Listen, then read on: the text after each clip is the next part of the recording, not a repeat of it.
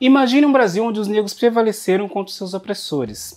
Some a isso pessoas que desenvolvem poderes especiais baseados nos contos e nas lendas da mitologia africana. Bem-vindo a Keto 3, o lar do caçador cibernético da Rua 13, um livro sobre afrofuturismo sobre o qual nós vamos conversar hoje. Bora lá?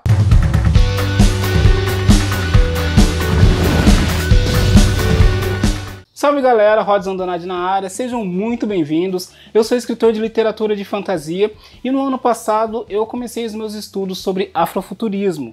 Se você não tem ideia do que é afrofuturismo, fica comigo nesse vídeo que você vai aprender um pouco sobre isso, além de conhecer um livro fantástico baseado na fantasia e na ficção científica com foco na mitologia africana. No ano passado eu comecei a procurar livros com protagonistas negros, que fossem escritos por autores negros que tivessem a mitologia africana como base ali das suas histórias. Não achei muita coisa, foi difícil encontrar, até que eu me deparei com um termo interessante: afrofuturismo.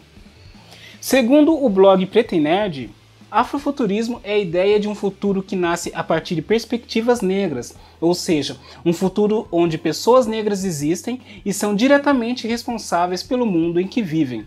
Eu vou deixar o artigo da Preto e Nerd aqui na descrição para você conferir depois do vídeo, e vou deixar também aqui nos cards um vídeo que fala sobre afrofuturismo do Fábio Cabral, o escritor de O Caçador Cibernético da Rua 13.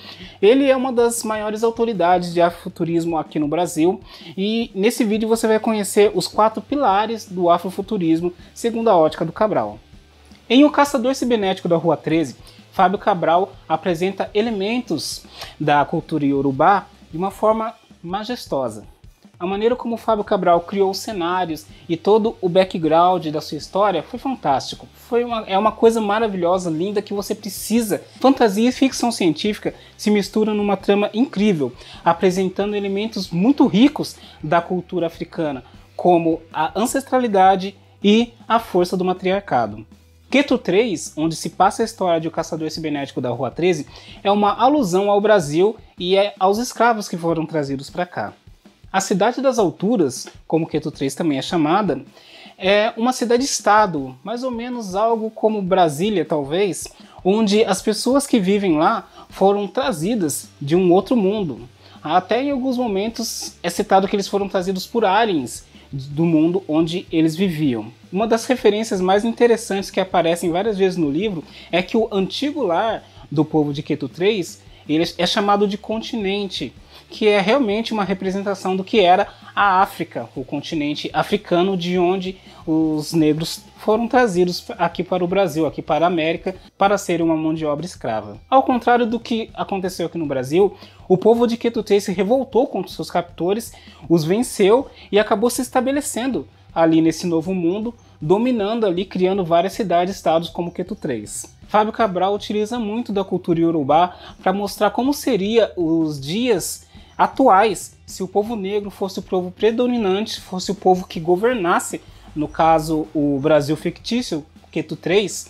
E é interessante de você ver porque, apesar de ser um livro de ficção e fantasia, muito do que a gente vê acontecendo ali realmente poderia ser o dia a dia do Brasil.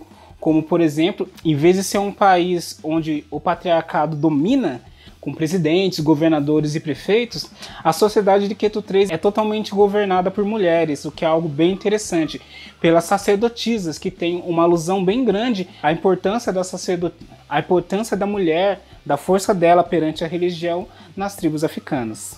Segundo a descrição do livro, Keto 3 é a cidade do povo melaninado, um povo arrojado que tem a tecnologia totalmente intrínseca ali no seu dia a dia, no seu modo de viver. No meu ponto de vista, um dos pontos altos do livro foi a maneira como Cabral trabalhou a questão da ancestralidade. Os espíritos ancestrais, ou seja, os espíritos daqueles que foram, eles fazem parte do dia a dia das pessoas, eles ajudam a movimentar carros voadores, eles ajudam a dar energia para armas, para prédios, e é muito interessante você ver como ele criou isso. Você não tem apenas uma energia eólica, uma energia hidráulica, você tem ali uma energia baseada nos espíritos daqueles que se foram, que continuam fazendo parte do dia a dia das pessoas. João Arolê, o nosso protagonista, é um caçador de aluguel de espíritos do mal. Um cara complexo que traduz muito como os africanos veem os seus deuses. Um homem suscetível a incertezas, que arca com as consequências de viver num mundo onde o bem e o mal são faces da mesma moeda. O João Arolê foi separado da sua família quando era criança, assim que descobriram que ele tinha poderes especiais.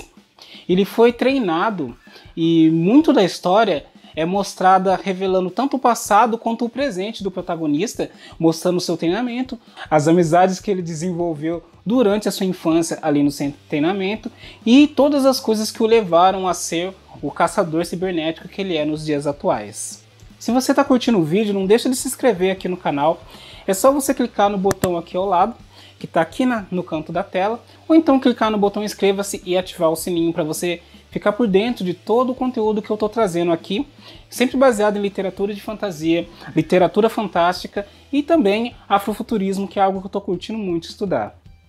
E não deixa de curtir o vídeo aqui também, se você está gostando desse material, está curtindo aqui conhecer um pouco mais de afrofuturismo e do trabalho do Fábio Cabral em O Caçador Cibernético da Rua 13, curta aqui o vídeo para eu saber que você está se interessando e poder trazer mais conteúdo a respeito de afrofuturismo para vocês. A trama principal do livro se dá quando uma série de assassinatos de celebridades, de pessoas importantes ali em Keto 3 começam a acontecer. A polícia está envolvida de alguma maneira, mas os assassinatos acontecem um após o outro. Então João começa a investigar. Quanto mais ele entra a fundo nessa investigação, mais ele percebe que sombras que ele deixou lá no passado, coisas que ele vivenciou e pessoas com quem ele se encontrou, pessoas com quem ele conviveu, acabam voltando para os dias atuais. João acaba descobrindo que o seu passado está mais ligado a toda essa onda de assassinatos do que ele gostaria de imaginar. O protagonismo feminino é um dos pilares dessa história.